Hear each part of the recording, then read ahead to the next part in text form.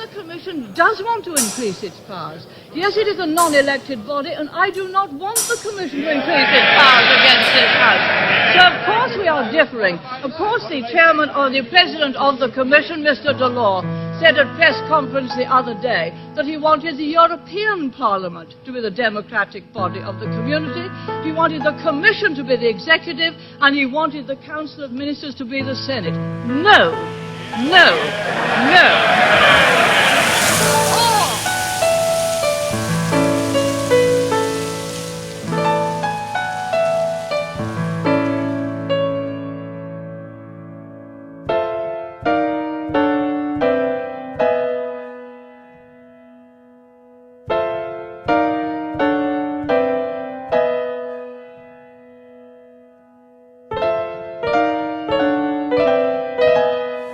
My first guiding principle is this: willing and active cooperation between independent sovereign states is the best way to build a successful European community.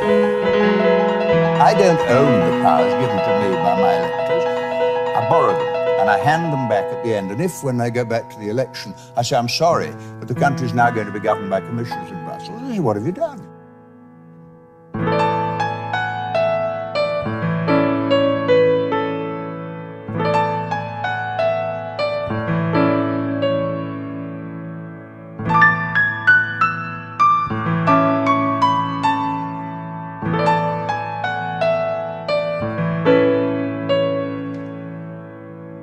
The more I thought about this, and this is what it's about now, it is about democracy. And remember this, I was a member for 51 years.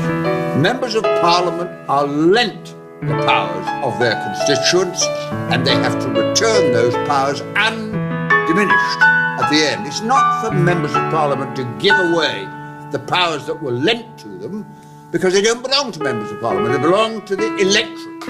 And that is a critical matter.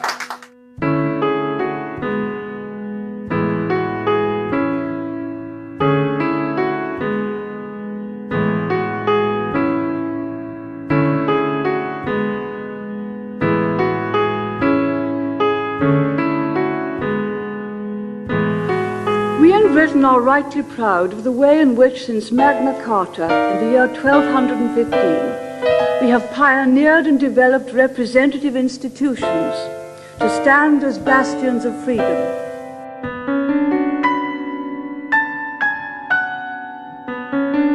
Whatever you do, you've got to ask people whether they want it or not. I want to see us work more closely on the things we can do better together than alone. But working more closely together does not require power to be centralized in Brussels or decisions to be taken by an appointed bureaucracy. What's proposed now is handing over the power to people we don't elect and can't remove.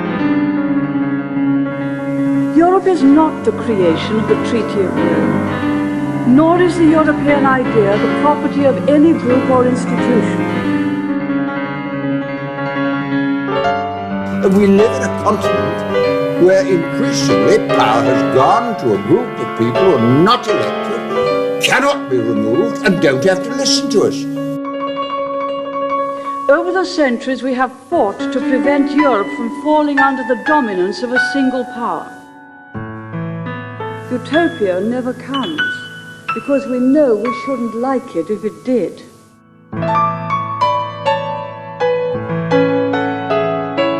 Europe will be stronger precisely because it has France as France, Spain as Spain, Britain as Britain, each with its own customs, traditions and identity.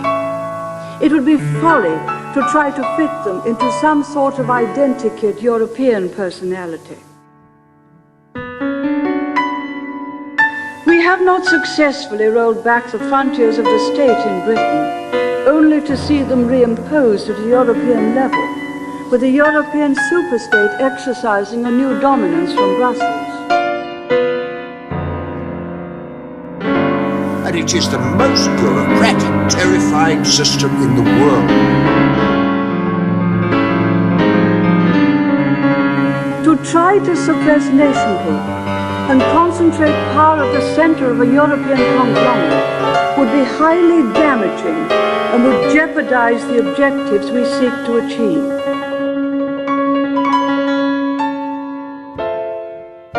From classical and medieval thought, we have borrowed that concept of the rule of law which marks out a civilized society from barbarism.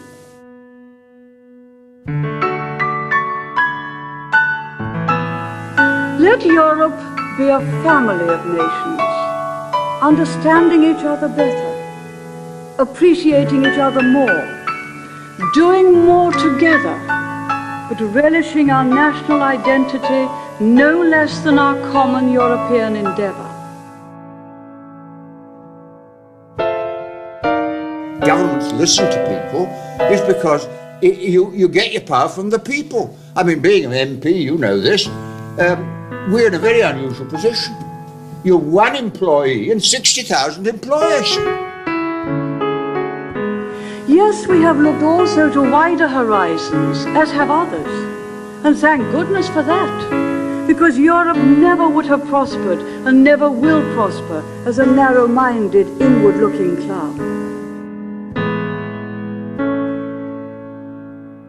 And on that idea of Christendom to which the rector referred, Christendom for long synonymous with Europe, with its recognition of the unique and spiritual nature of the individual, on that idea, we still base our belief in personal liberty and other human rights.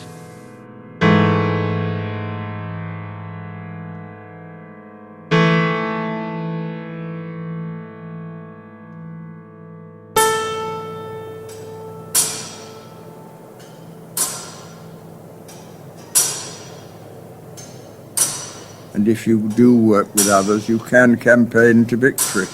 That's the most important lesson of all. It is possible to change the world, but you have to put the effort in.